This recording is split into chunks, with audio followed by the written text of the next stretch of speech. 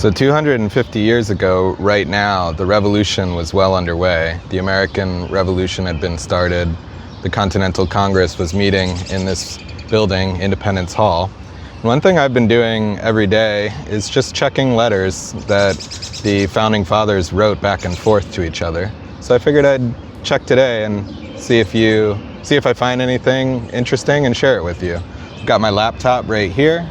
So I'm gonna be looking down and checking for letters. Today is June 17th. Let's start with Washington's weather report. George Washington wrote that it was clear and warm with but little wind, and that's so.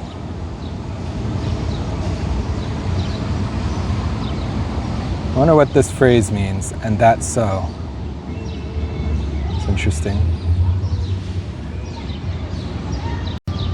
Now, there are several interesting letters today. There is a missing letter from George Washington to Brigadier General Horatio Gates. They know that this letter was sent because Gates thanked Washington for sending it, but the letter itself is gone. Then we have Washington's weather report and his diary entry, where he said George Washington dined at Burns's in the Fields, spent the evening at my lodgings. And then there are these two letters from Benjamin Franklin to various people. Let's click into them and see what they say. The first letter is from Benjamin Franklin to Catherine Greene. So let's see what he wrote. My dear friend, I received your kind congratulations with infinite pleasure, as I learn by them that you and yours are well. I long much to see once more my native country and my friends there, and none more than my dear Cathy and her family. Mr. Greene, I hope, will allow an old man of 70 to say he loves his wife. It is an innocent affection. I have great obligations to him and you for your hospitality to my sister. It is much too long a journey for her, who is no good horsewoman, and perhaps for you, though you used to ride admirably. Otherwise, I should be pleased with the flattering idea you throw out to me of mounting your nags to make me a visit. If I possibly can find time, I purpose to be in New England this summer, and you may be assured the honest old soul, as you call him, will not pass your door without indulging himself with the pleasure of calling to see his friends. My love to Mr. Greene and the children, and believe me ever, my dear friend, yours most affectionately, Benjamin Franklin, or B. Franklin. So the next letter Benjamin Franklin wrote was to James Mecom.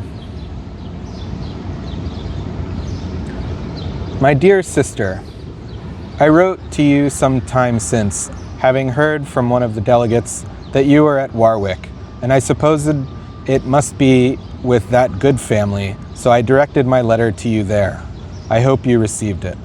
I have since received your kind letter of May 14th, with one from dear Mrs. Greene.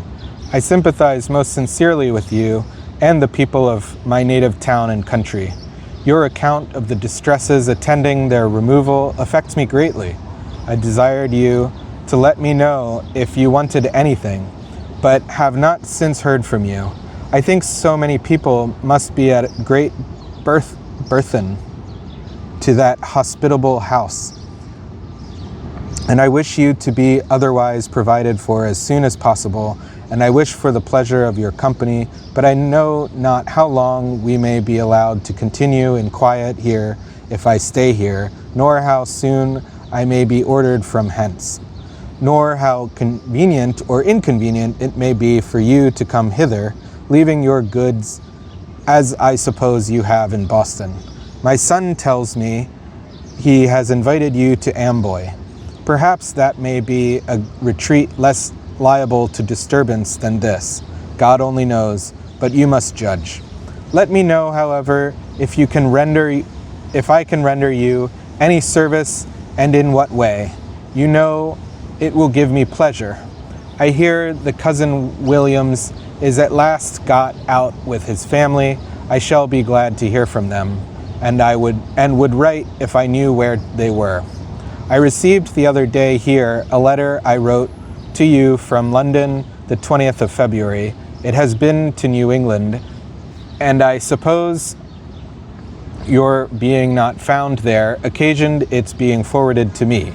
I am, thanks to God, very hearty and well, as is this whole family. The youngest boy is the strongest and stoutest child of his age that I have seen. He seems an infant Hercules. I brought over a grandson with me, a fine lad of about 15. His father has taken him to Amboy. You will be pleased with him when you see him. Jonathan Williams was in France when I left London.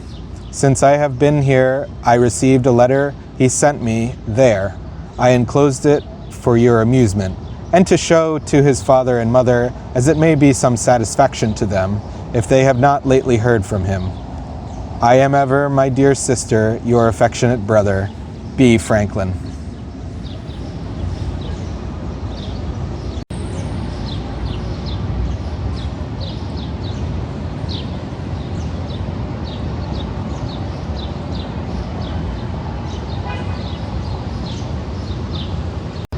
Now, one last letter I think it would be nice to read now is, it was written on, it was part of the 11th of June bundle of letters from John Adams to Abigail Adams. But I figured it'd be better to postpone its reading till now, and now it's June 17th. So let's go ahead and read it.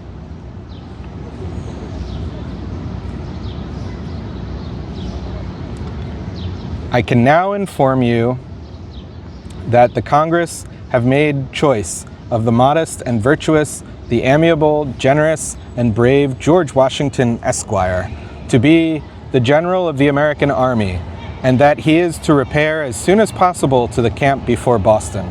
This appointment will have a great effect in cementing and securing the union of these colonies. The continent is really in earnest in defending the country.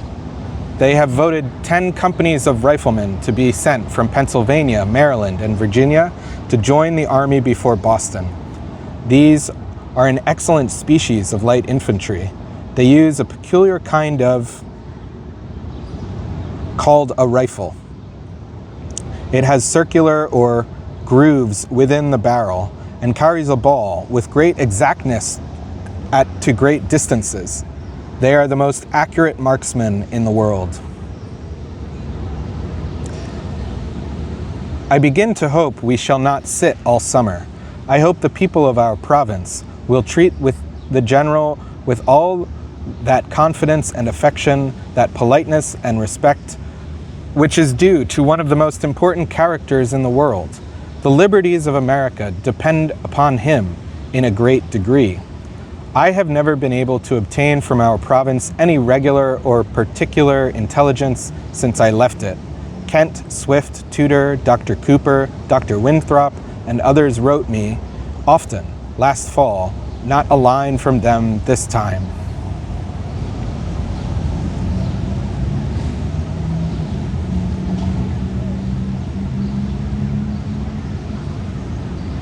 I have found this Congress like the last.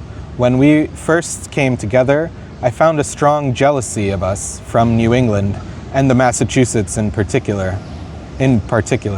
Suspicions were entertained of designs of independency, an American republic, Presbyterian principles, and 20 other things. Our sentiments were heard in Congress with great caution and seemed to make but little impression. But the longer we sat, the more clearly we saw the necessity of pursuing vigorous measures. It has been so now. Every day we sit, the more we are convinced that the designs against us are hostile and sanguinary, and that nothing but fortitude, vigor, and perseverance can save us. But America is a great unwieldy body. Its progress must be slow. It is like a large fleet sailing under convoy. The fleetest sailors must wait for the dullest and slowest. Like a coach and six, the swiftest horses must be slackened and the slowest quickened, that all may keep an even pace. It is long since I heard from you. I fear you have been kept in continual alarms. My duty and love to all, my dear Nabby, Johnny, Charlie, and Tommy, come here and kiss me. We have appointed a continental fast. Millions will be upon their knees at once before their great Creator, imploring His forgiveness and blessing His smiles on American councils and arms. My duty to your Uncle Quincy, your papa, mama, and mine, my brothers and sisters, and yours. Adieu.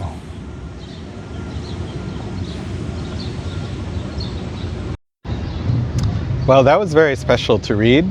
A few letters from Benjamin Franklin, and then the description and congratulations of John Adams regarding Washington's appointment and commission to lead the army. Behind me is Independence Hall. If you enjoy reading these readings of letters from the Founding Fathers, please give me a like and a subscribe, and I'll see you tomorrow. Bye.